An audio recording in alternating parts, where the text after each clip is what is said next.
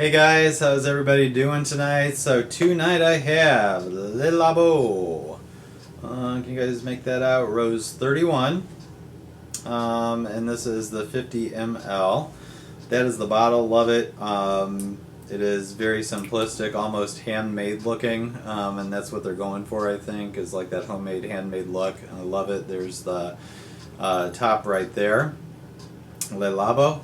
And the box also kind of generic and simplistic looking. The label, I think that's very cool. The box and the label on the box is handmade at the store where you buy the fragrance, as well as the label on the bottle. So what I'm going to do is go into the no breakdown of the fragrance itself and what I actually think of the Rose 31, and then I'm going to get into a little bit of the history behind Le Labo and some of the other fragrances they offer. Like I said, this is the 50 milliliter bottle. It runs around $145. The 100 milliliter around $220. All the fragrances behind the Le Labo line are eau de parfum. This is a rose for men, which is kind of cool. Because usually when people think of rose fragrances, they think feminine.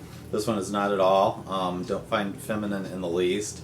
What this is I think, is a rose that they've taken and darkened it up and added some spice to it. So if you imagine like a bouquet of roses, dozen roses, and you leave them in a place to dry with a little bit of humidity so the petals actually dry out but get that leathery texture, it would be that old kind of dusty rosy smell that you get from that, along with some spice. So some maybe pepper, cardamom, a little cumin added in. It's a spicy, and then throw in some wood. I would say it's a spicy, woody, rosy fragrance. Love it. Love it. The notes are the rose from Grass France, the cumin, pepper, clove, nutmeg, olibanum, cedar, amber.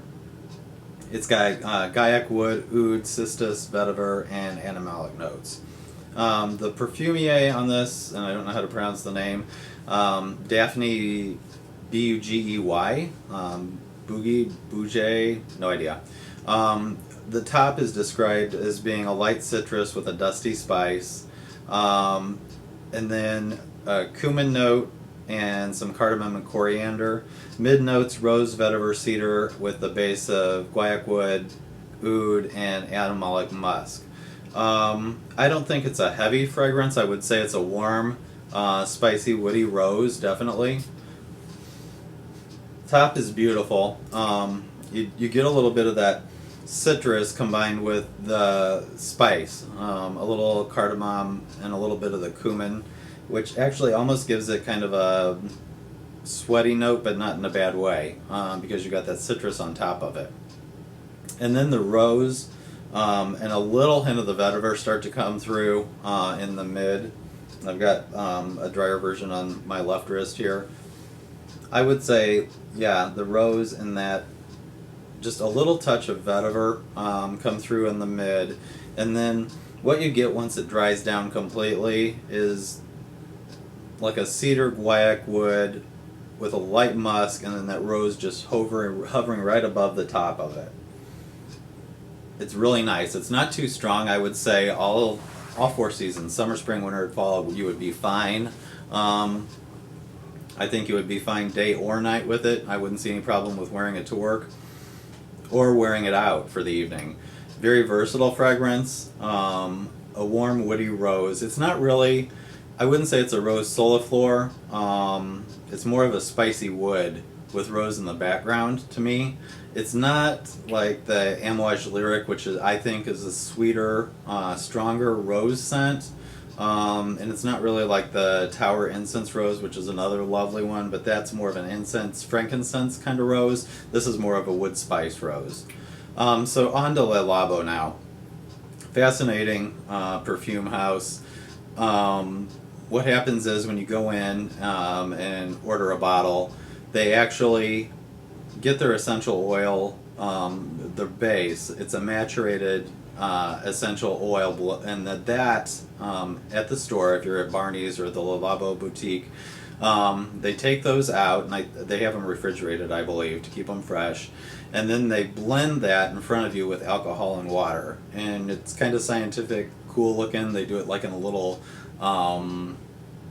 beaker with electronic scale, and they're putting a drop of this and a drop of that in, and they're putting it through the blending process, and then they make the label for you, and they actually bottle it and put the atomizer on, all right in front of you. The process takes about 10 to 15 minutes.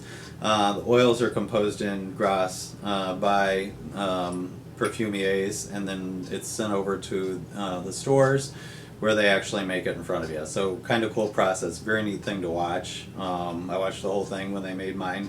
Perfumiers behind it are Alberto Marias, Anique Minardo, Daphne Bougie, whatever, that made this one.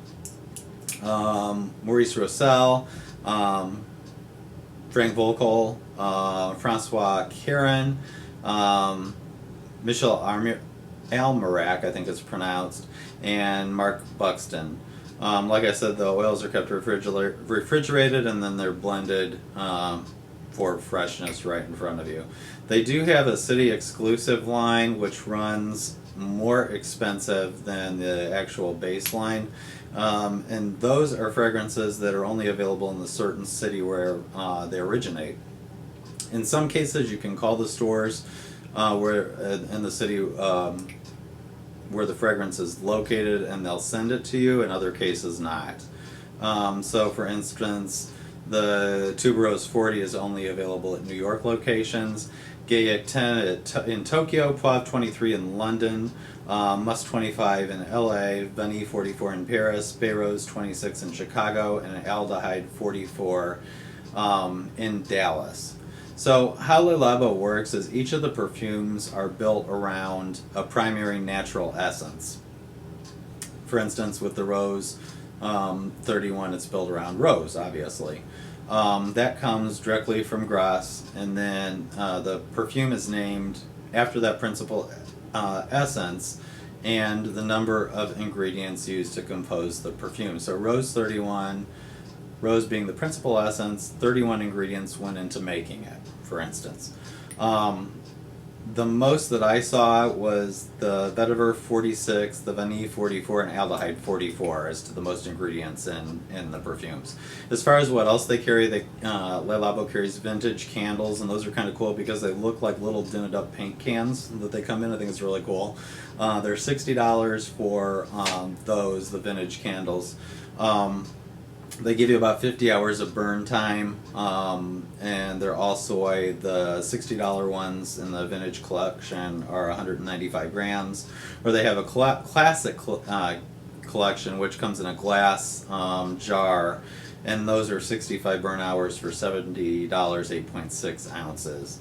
They also carry notebooks. They look like leather notebooks, and when you scratch the leather surface of the notebook, it releases Santal 26, which is one of their room sprays.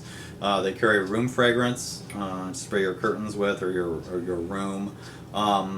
They also, a company called The Laundress also carries a 16-ounce washing machine, wash detergent for your clothing in Santal 33.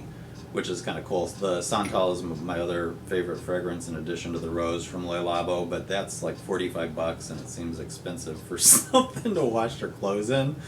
If anybody's tried that, let me know. I'd love to hear what you think, what your favorite fragrances are from this house. So that is Le Labo, guys. If you have any questions about any of the fragrances or any of the products they carry, if you just want to drop me a line, let me know. I'll do my best to answer the questions you have.